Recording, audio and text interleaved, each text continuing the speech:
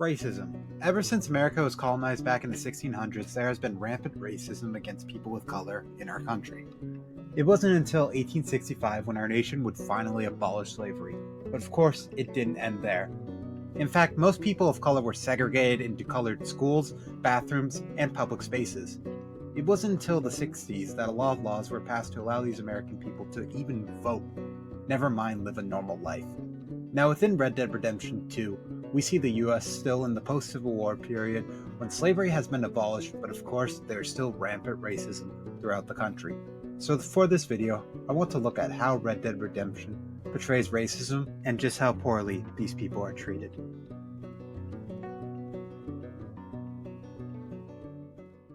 Red Dead Redemption 2 takes place in 1899, 34 years after slavery was abolished. At this time, colored folks were free from their slave owners, but of course, were far from being treated like normal American citizens. They were harassed, assaulted, and even killed just because of their color. No matter where you went, there was oppression of people of color, but of course, it was most prevalent in the South. It was hard for a man of color to make it by at this time, with jobs not taking them because of their color, prices of food and goods being raised for them, and the constant hate that came their way. Of course, in the same boat as colored people, another group of people were also receiving very similar treatment, that being the Native Americans. They weren't even acknowledged as American citizens and therefore had zero American rights. Their tribes were treated as independent nations, expected to sign treaties and do as the government pleased, which was always far from fair. Commonly, Native Americans were also harassed, gaining nicknames like Redskin and Savages. They were forced to move a lot and were commonly kicked out of their homes, with the government even violating a lot of the treaties that were made with them. These two groups of people are shown a lot in Red Dead Redemption 2 with their mistreatment and everything, and are the two examples I want to look at since they are by far the two groups that get highlighted the most within the game.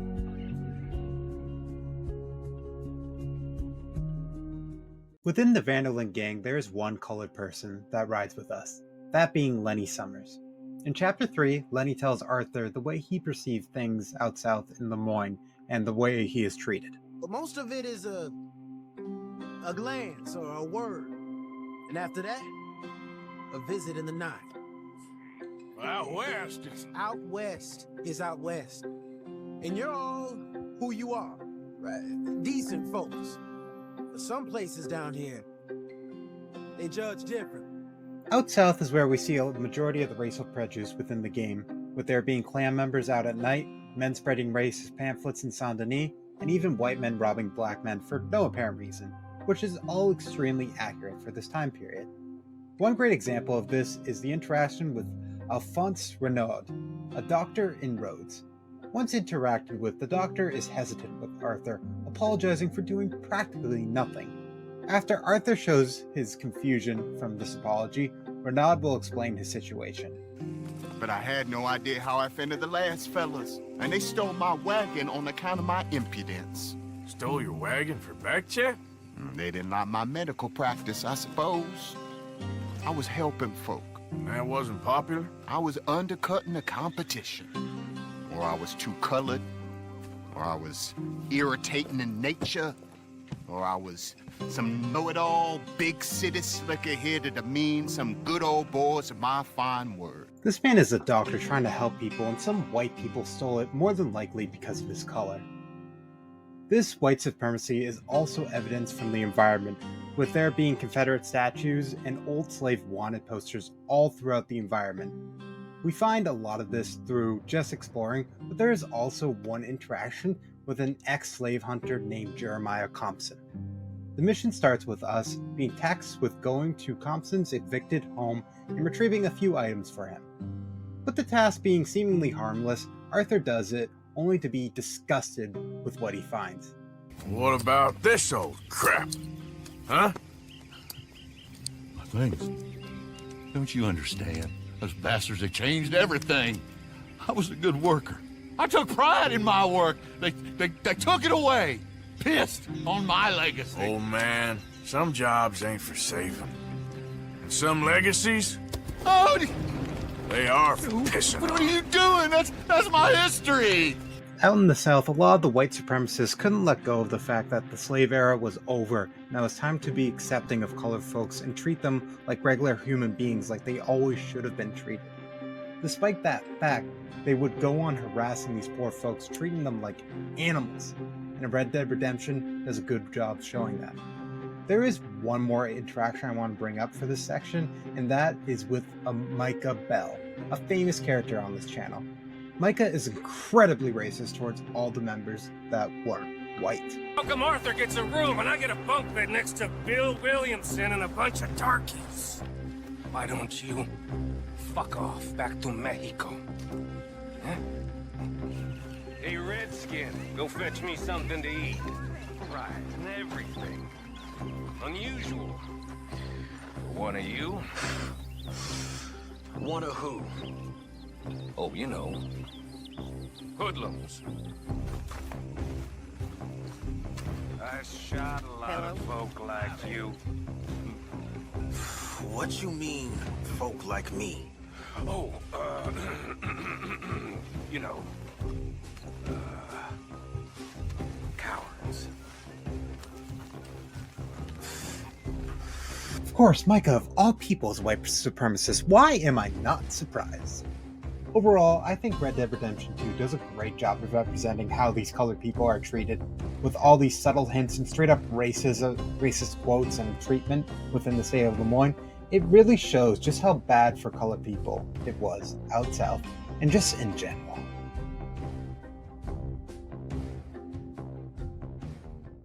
In Chapter 6 of the main story, a major part of the story is working with an oppressed group of Native Americans living in the Wapiti Reservation.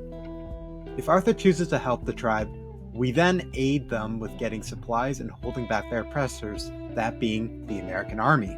This was very common at this time in history, with certain communities attempting to rehabilitate these poor people by stealing their children and putting them in boarding schools to get rid of their quote-unquote ridiculous culture. They were oppressed and made fun of, similar to how Colonel Favors addresses rainfalls in their meeting. Yes, Mr. I can't say that silly name. What is it? In English, they call me Rainsfall. Yes, I'm sure they do. This part of the game shows the American Army trying to kick the Wapiti tribe off of their land so they can drill it for oil. They have no regards for the Native American people and only care about getting that land, which they do by cutting off supplies to them and breaking treaties with them, all to try and kick them out of their home. The Native Americans and the gang attempt to retaliate, only for it to fail, and the Native American people get kicked off their land. That, of course, is the main Native American oppression we see in the game. There is evidence of there being a massacre of Native American people in Valentine, which is why they are in the reservation in the first place. Other than that, though, compared to the reality of the situation, this oppression is quite tame, which says a lot about the situation.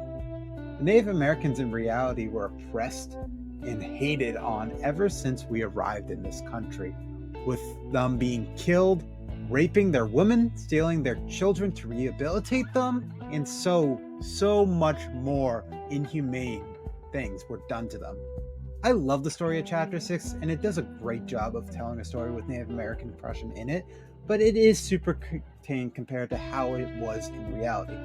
Although the reality of the situation is quite brutal and is hard to represent in media form, and I have no problem with how it was represented. In fact, I quite like how they showed it at all.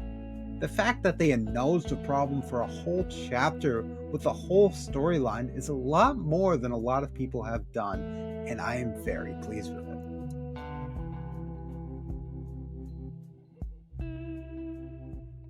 Racism is a very touchy subject, especially within the late 1800s and early 1900s. It's an extremely dark part of American history, and one that should be acknowledged more so we learn and grow from it. I believe Red Dead Redemption 2 does a good job of showing the situation. Although it wasn't as graphic, it still shows a lot of the major issues that were at hand at that time, and for that I applaud it, and am really impressed with how racism was portrayed. The game told an amazing story, and sprinkled throughout the environment the story was told on were clues and hints of how those times were and how difficult it was to be of a minority at that time. And of course, with a lot of these issues still being present to this day, I hope we can learn to grow past these issues and unite as one someday. Thank you for watching and making it this far into the video. I hope you guys enjoyed that more historical talk and me relating historical details to Red Dead Redemption. I had a lot of fun with it. But if you enjoyed, please consider liking the video and subscribing to the channel. It means a lot to me and it will really help me out a lot. So please consider doing that if you really enjoyed it. But that's all I have for you guys today. So I hope you enjoyed, and I'll see you in the next video. Goodbye.